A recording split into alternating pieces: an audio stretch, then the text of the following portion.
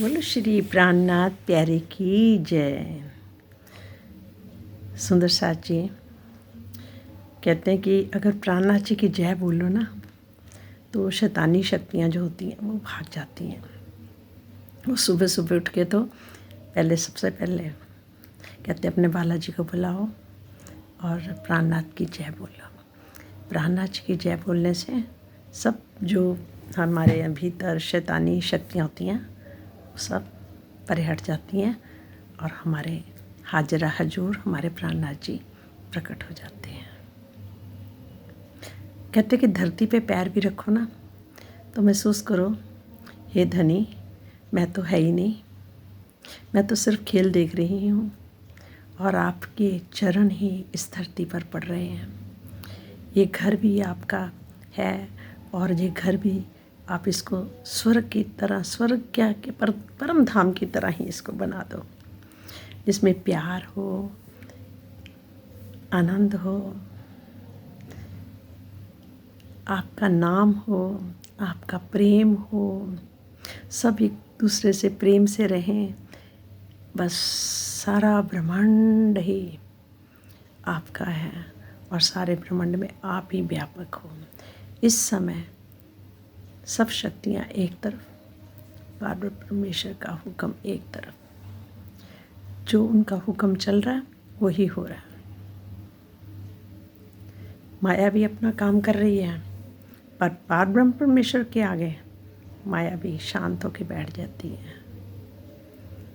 वो भी कहते हैं ना, जैसे जो बड़े बड़े संत होते हैं, परमहंस होते हैं, जब बिल्कुल अपने आप को ख़त्म मान लेते कि मैं हूँ ही नहीं, है ही तू, जब इतना मान लेते हैं तो वहाँ पर देखो राजे रानियाँ भी, रंक भी, सब जो होते हैं पानी भरते हैं, अपनी गाड़ियाँ दे जाएंगे, पूरा ध्यान रखेंगे।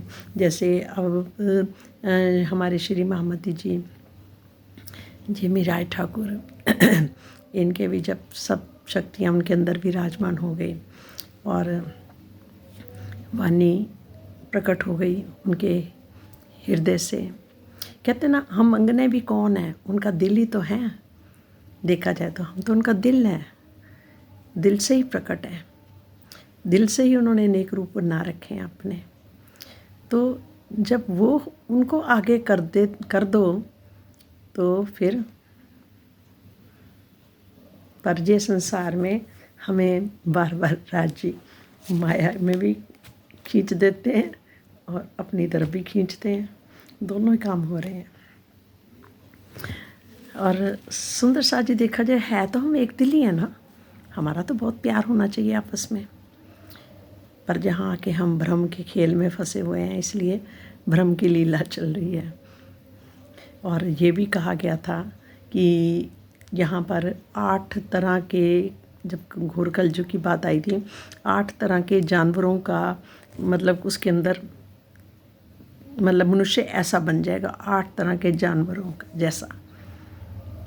अब देखो क्या क्या हो रहा है, कोई शेर बन रहा है कोई कुछ बन रहा है, हंसी का खेल है। पर एक बात मेरे को बहुत दुख होता है कि जिन श्री सरकार जी ने, कि मैंने सुना कि वाणी को लेके आए थे, ये तो वाणी तो गवर्नमेंट के हाथ में चली गई थी और मुकदमा उन्होंने ही जीता था। और तो उस टाइम बाकी सारे कहाँ चले गए थे, ज्ञानी ध्यानी, उस टाइम क्यों नहीं आके सामने आए? फिर उनको धर्मवीर की उपाधि भी मिली थी। अब जिस साहिब की बात जो कर रहे हैं, जिन्होंने इतना मंथन वाणी का करा है तभी तो करा है, हर आदमी तो नहीं कर सकता ये बात। और इतनी ऊपर की बात इतनी करना भी हर एक के बस का नहीं है, हर का बस है ही नहीं है, ना कोई कर सकता है इतनी बड़ी। पर ये किसने करी? श्री सरकार जी ने। और आज उनको किस तरह से लोग कहते हैं, पर अरे कहते ना सत्य जो होता है ना, सत्य हमेशा सत्य ही रहता है, उसको समझाने पर भी कोई समझेगा नहीं, कोई मान ही नहीं सकता। तो सच में हमें जो सत्य पे है उसको सत्य दिखाने में भी कोई ज़रूरत नहीं है। सत्य सत्य ही रहता है और झूठ झूठ ही रहता है। झूठ के हाथ पैर नहीं होते और सत्य हमेशा सत्य ही रहता है।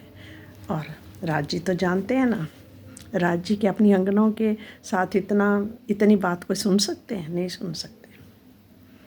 ठीक है, उन्होंने भी मंथन, जिन्होंने बातें कह रहे हैं उन्होंने भी बहुत मंथन किया हुआ, उनकी भी वाणी में। पर कोई चीज़ ऐसी होती है जो राज जी किसी एक से ही प्रकट करवाते हैं, सबसे नहीं प्रकट करवाते। फिर जो नहीं समझ रहे तो इसका मतलब कारण क्या हुआ? इसका मतलब कारण क्या हुआ? वो मानने को तैयार ही नहीं है। कहते ना,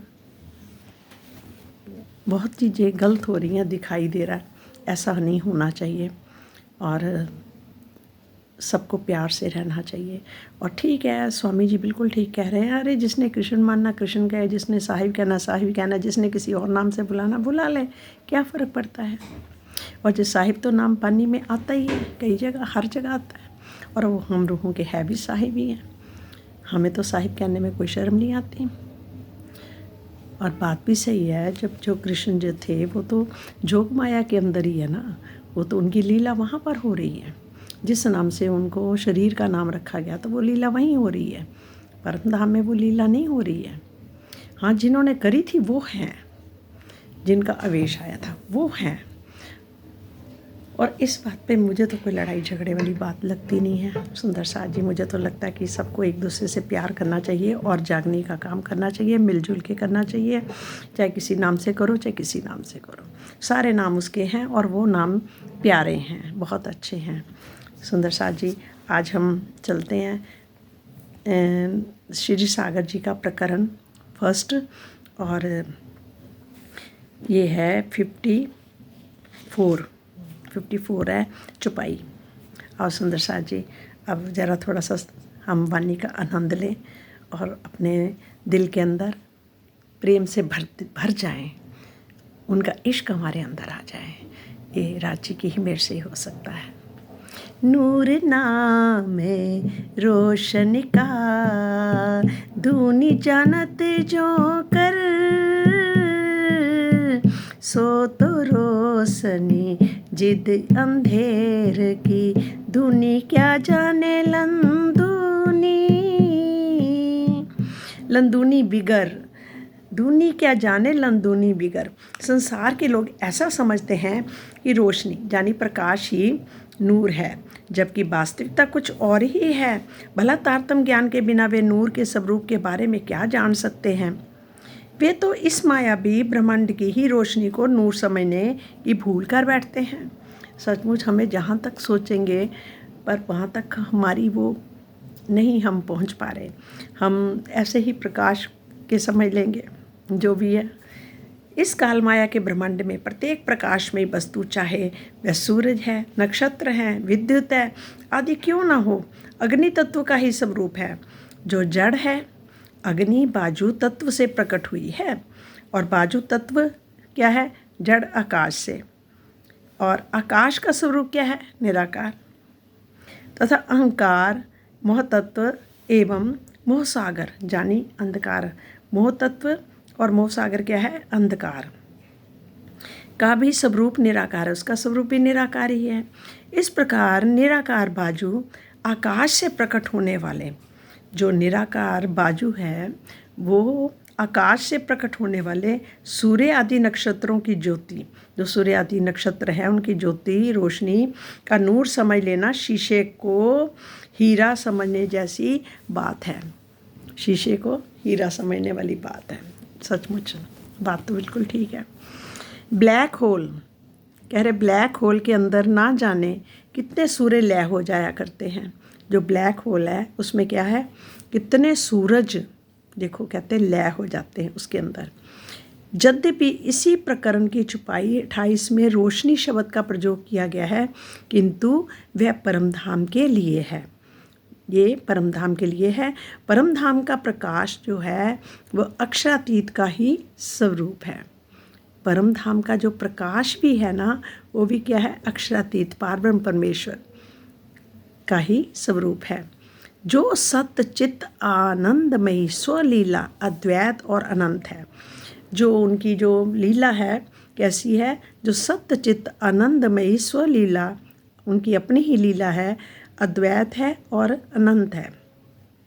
मतलब द्वैत नहीं है कि जैसे कोई यहाँ पर कुछ अलग है दूसरी चीज़ अलग है, वहाँ द्वैत नहीं है, अद्वैत और अनंत है। जबकि इस संसार का प्रकाश जो है वो असत्य है, वो वहाँ का प्रकाश कैसा है, सत्य चित्त आनंदमय।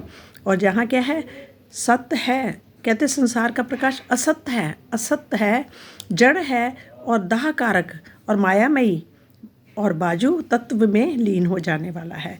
जबकि इस संसार का जो प्रकाश है कैसा है, कहते हैं कि असत्य है, जड़ है और दाहकारक है और मायामयी है और बाजू तत्व में लीन हो जाने वाला है। तले भौम चबूतरा, तले भौम चबूतरा, बैठा हक मिलावाइत, हक हादी ऊपर बैठ के, गिरो को खिलावत, गिरो को खिलावत। रंग महल की प्रथम भूमिका में 5वीं गोल हवेली है। रंग महल की प्रथम भूमिका है, उसमें पहले तो क्या आती है, 4 चौरस हवेलियाँ आती हैं, फिर उसमें जो 5वीं आती है वो गोल हवेली है, जिसके चबूतरे पर सुंदर साथ के बीच में जुगल स्वरूप सिंहासन पर विराजमान हैं। अब भी हैं, इस समय भी हैं, जब हम फरामोशी हटेगी तब भी होंगे, बैठे वहीं होंगे, हम भी वहीं बैठे होंगे। और वहीं बैठे बैठे माया का खेल दिखा रहे हैं, और वहीं बैठ के जब वो हमारी नज़र को इधर ले आए इस धरती पर, और माया का खेल हम देख रहे हैं। ये सब जितनी बातें हैं ना, ये सारी है माया की है, सपने के संसार में, सपने में जो चल रहा है ये खेल, ये सपना हम देख रहे हैं और सपने को ही सच मान के फिर भी हम बहसबाजियाँ करने में सब लगे हुए हैं, सच्चा बनने के लिए भी लगे। मैं तो कह रही सच्चा बनने की कोई ज़रूरत नहीं है, वो सच है ना वो आपे प्रकट कर देगा, उसका काम है। वो बहुत बड़ी, कहते जब उसकी लाठी चलती है ना कोई देख नहीं सकता, और चुप रहने पे जब मौन हो जाए तभी उसकी फिर लाठी चलती है। पहले वो कहते अच्छा चल फिर तू बोल रहा है तो बोल, फिर वो पीछे हट जाते हैं, हमारे राज्य पीछे हट जाते हैं। जब हम चुप कर जाते हैं उसकी खातिर, उनकी खातिर, राज्य की खातिर चुप कर जाते हैं। अरे अपने आप देखो, आपको कहा, मुझे थोड़ा कहा, आपको कहा, आप जानो ना जानो आप बोलो। जब हम उनको बोल देते हैं तो क्या होता है, फिर उनकी लाठी बजती ऐसी कि कहते ना किसी की हिम्मत नहीं, कुछ ये भी थोड़ा सा जो खाना मिलता वो भी खा लो, ऐसी लाठी होती है उसकी। ये तो हमने देखी है। जब उनकी खातिर हम चुप हो जाते हैं ना, फिर उनकी लाठी सामने आराम से देखो बैठ के, और वो एक पल भी नहीं रुकते हैं। उतनी देर रुके हैं जब तक हम आगे बढ़कर बोल रहे हैं, जब तक हम आगे बढ़कर बोल रहे हैं वो तब तक रुक रहे हैं। अगर हम ना बोलें, चुप रहें, तो देखो फिर उसकी लाठी का कमाल तो देखो, आप देखते ही रह जाओगे। इतना तो विश्वास है। अरसमता अपार है, अरसमता अपार है, दिल में नावे बिना सुमा, ताथे ल्याऊं बीच हिसाब के, ज्यों रूहें करे विचार। परम धाम की लीला, शोभा तथा विस्तार संबंधी ज्ञान अनंत है। परम धाम की लीला, शोभा, विस्तार संबंधी ज्ञान जो है वो अनंत है। जब तक वह सीमाबद्ध ना हो तब तक वह ज्ञान हृदय में नहीं आ पाता। इसलिए मैंने परम धाम के इस ज्ञान को बहुत ही सीमित कर दिया है ताकि सुंदर साथ उसका चिंतन कर सकें।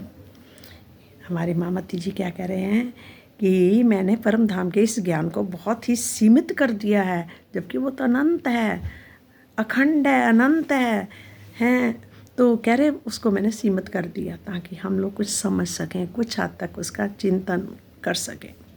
श्री मुखबानी में परम धाम का वर्णन वैसे ही है जैसे हिमालय पर्वत को सरसों के एक दाने के रूप में दर्शाना।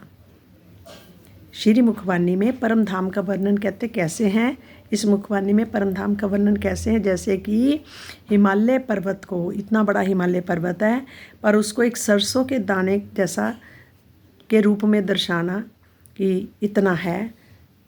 इतना वर्णन भी परब्रह्म के आवेश के कारण संभव हो सका। कहते ये जो वर्णन हो भी सका है ना, वो परब्रह्म परमेश्वर के कारण ही, उनके आवेश के कारण ही, क्या है, उनका आवेश, उनके आवेश के कारण ही संभव हो सका है। अन्यथा संसार के मनीषी जन तो नेति नेति कहकर मौन हो गए। संसार के मनीषी जितने भी मतलब कि बड़े बड़े सन्यासी लोग, मनीषी जो जिन्होंने जानने की कोशिश करी है, इतनी तपस्या करी है, वो भी नेति नेति कहकर मौन हो गए, चुप कर गए। अद्वैत शब्द जो बोलिया तो सिर पड़े उतर। अद्वैत शब्द जो बोलिए तो सिर पड़े उतर का कथन इसी संबंध में है। परम धाम का वर्णन कितना कठिन है, ये श्रृंगार ग्रंथ के इस कथन से स्पष्ट हो जाता है। ना निर्णय करना अरस का, ना निर्णय करना अरस का, दिन में भी हक जात, इत नूर अकल भी क्या करे, जित लंदुनी गोते खात। देखो कितना सुंदर है। ये निर्णय करना अरस का निर्णय करना, दिन में भी हक जात, इत नूर अकल भी क्या करे, इत यहाँ पर नूर अकल भी क्या करे, जित लंदूनी गोते खात।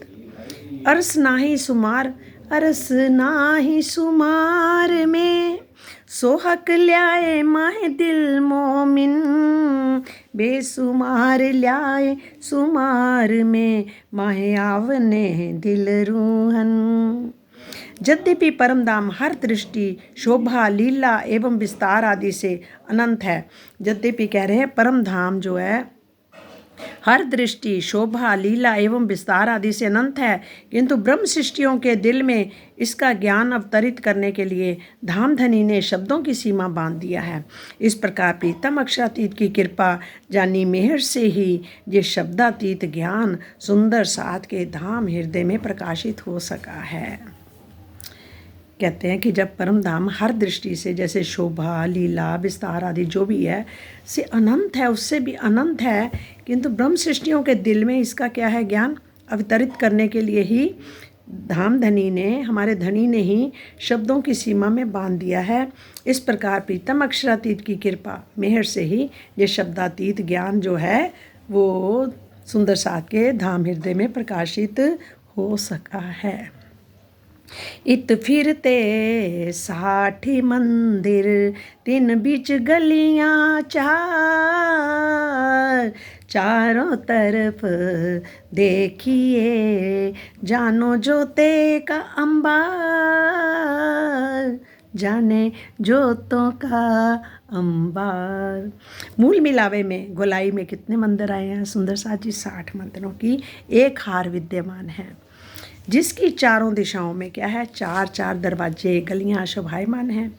इस हवेली में कभी भी देखा जाए तो चारों ओर ज्योति ही ज्योति का भंडार नजर आता है। चारों तरफ किस चीज़ का नजर आता है, ज्योति ज्योति, प्रकाश ही प्रकाश, प्रकाश ही प्रकाश, अनेकों रंग में। उनमें जो फिर मीनाकारियाँ हैं, उनमें चित्रकारियाँ हैं, हर चीज़ का अलग अलग रंग, अलग अलग चमक, अलग अलग तरंगे, अलग अलग कहते नूर की अतंत अतंत प्रकाश, जिसको जो हम अपनी इन नज़रों से सोच भी नहीं सकते, देख भी नहीं सकते। वो तो राज्य की मेहरी है, वही करेंगे।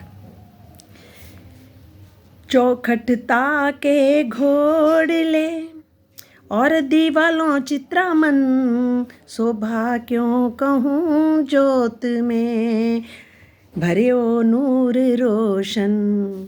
दरवाजे की सुंदर चौखटों तथा उनसे लगे हुए आलों, घोड़लों, ताकों और दीवालों पर बने हुए चित्रों की शोभा का वर्णन करना संभव नहीं है। कहते वहाँ के दरवाज़ों की इतनी सुंदर सुंदर चौखटें हैं और उनमें भी लगे हुए आलों घोड़लों, मतलब घोड़लों लिखा हुआ। वैसे तो आले ऐसे होते हैं, ऐसे कई पहले पुराने मकानों में ऐसे ऐसे करके एक आले बने होते थे जिसमें दिया जला देते थे घर के अंदर। और यहाँ पे एक घोड़लों लिखा हुआ है, घोड़लों। और वो भी होते हैं जो घोड़ले थे, शायद मेरे ख्याल उसको भी बोलते हैं जब दीवार है उसके ऊपर पहली जैसे जो भी कोई दूसरी भूम आती है तो उसके छज्जे के नीचे ऐसे घोड़ले से बने होते हैं, घोड़े टाइप के, शायद उसको भी बोलते हैं। ताक को क्या होगी जो अलमारियाँ होती हैं, ताकियाँ बोलते हैं उसको, ताकियाँ पंजाबी में बोलते हैं ताको। एवं दीवालों पर बने चित्रों की शोभा का वर्णन करना संभव नहीं है। कहते नहीं है कि जो मूल मिलावे में जैसे सिंहासन है उसमें 10 जो डांडे आए हैं उनमें इतनी एक में इतनी चित्रकारी है कि उसको एक को भी देखते रहोगे तो देखते ही रह जाओगे। तो बाकी इन चीज़ों की कितनी होगी सोचो। तभी कहते हैं ना विस्तार में नहीं, वो संक्षिप्त में थोड़ा सा हमें समझाने के लिए ये कहा गया है। चारों ओर नूरमय ज्योति जगमगा रही है। छत को सहारा देने के लिए दीवार के पीछे, हाँ यही उन्होंने कहा कि छत का सहारा देने के लिए दीवार से घोड़े की कृति में जो वस्तु जोड़ी जाती है उसे घोड़ला कहते हैं। ऐसे करके ना जो छज्जा सा आता है ना तो उसमें ऐसे करके ऐ करके बना होता है, ऊपर से ऐ नीचे घोड़े की तरह बना होता है, मुँह सा बना होता है। इसी प्रकार दीवार के अंदर जो होती है वो छोटी छोटी वस्तुओं को रखने के लिए खाली स्थान बना होता है, जिसे ताका यानी ताखा कहते हैं, यानी ये ताकियाँ बोलते हैं, जैसे मतलब कि अलमारियाँ टाइप होती हैं बनी। दीवालों चित्रामन कई जोत उठे तरंग, साम सामी ले उठत करत माहो माहे जंग। दीवालों पर बहुत ही सुंदर चित्र बने हुए हैं। चित्रों में तरह तरह की आकृतियाँ बनी हुई हैं, बेल बूटे बने हुए हैं, तरह तरह के फूल बने हुए हैं, तरह तरह पशु पक्षियों की चित्र बने हुए हैं। और छोड़ो तरह तरह की कहते हैं ना खुशहालियाँ टाइप की चित्र उनके भी बने हुए हैं। और वो भी कहते हैं कि जब हमें ज़रूरत पड़े तो वो भी हाजिर हो जाते हैं। फूल अपनी खुशबू बिखेरनी शुरू कर देते हैं और जब ब्रह्म सृष्टियाँ आती हैं वहाँ पर तो राजी आते हैं तो सारे जो दीवालों के फूल भी होते हैं वो भी खुशबू देनी शुरू कर देते हैं, बहुत मीठी मीठी खुशबू। फिर वो जो चित्र होते हैं जैसे खुशहालियाँ समझ लो, चित्रामन जो होते हैं और वो भी नाचने लगती हैं, वो भी खुश होती हैं और घोड़े भी अपनी आवाज़ें निकालने लगते हैं और वो पशु पक्षी भी तरह तरह की आवाज़ों से ना अपने पिया को रिझाने लग जाते हैं, कई नामों से पुकारते हैं। देखो सुंदर साजी वहाँ पशु पक्षी भी कितने नामों से पुकार लेते हैं, तो हमने नाम रख लिए तो क्या फ़र्क पड़ा, क्या फ़र्क है। नाम है, प्रेम से कोई कुछ भी बुला लो। सुंदर साजी वही हमें जो अच्छा लगता है हम तो उस नाम से पुकारेंगे अपने पिया को, अपने साहिब। वो हमारा साहिब है, वो हमारा दुल्ला है, तो हम अपने पिया को साहिब ही कहेंगे ना। हमारा साहिब, हमारा वो अक्षरातीत, वो पार ब्रह्म परमेश्वर, पूरे ब्रह्मांडों का मालिक, हम उस घर में रहने वालियाँ रानियाँ। और यहाँ देखो क्या बन के बैठे हैं, ना कुछ आता ना कोई जाता, कुछ समझ ही नहीं आती। यहाँ भी राजी ही हमें चला रहे हैं, वहाँ भी राजी चला रहे थे। हमारे पिया हमारे साथ है, बस फिर डरने की क्या बात है। हमारे पिया है, हर पल हैं। कहते सामने दीवालों से निकलने वाली नूरमयी तरंगे आपस में टकराती हैं, ऐसा प्रतीत होता है जैसे वे युद्ध कर रही हैं। बिरख बेली कई जवेर की सकल बनस्पति, नक्श कटाव के ते कहूँ बनी पशु पंखी जात जेती। दीवालों पर जेवरातों से बने हुए अनेक प्रकार के वृक्षों तथा उनसे लिपटी हुई लताओं की शोभा है। जितनी भी प्रकार की वनस्पतियाँ या पशु पक्षियों की जातियाँ हो सकती हैं, उन सब की शोभा दीवालों पर ही आई है। दीवालों पर दिखने वाले बेल बूटेदार चित्रों की अनंत सुंदरता का वर्णन कैसे करें।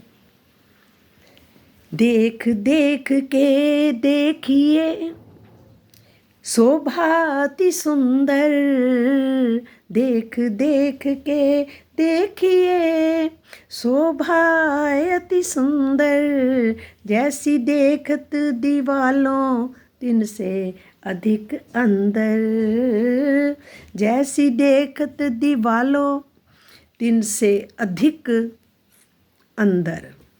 हे साथ जी, अनंत सौंदर्य से भरी हुई इस शोभा को आप बारंबार देखिए। जो शोभा आप दीवालों पर देख रहे हैं उससे अधिक शोभा मंदिरों के अंदर है। जो दीवालों पे देख रहे हैं उससे अधिक शोभा मंदिरों के अंदर। अंदर की दीवालों पे भी बहुत चित्रामन है। अंदर का जो फर्नीचर होता है उसके ऊपर भी बड़े चित्रामन हैं।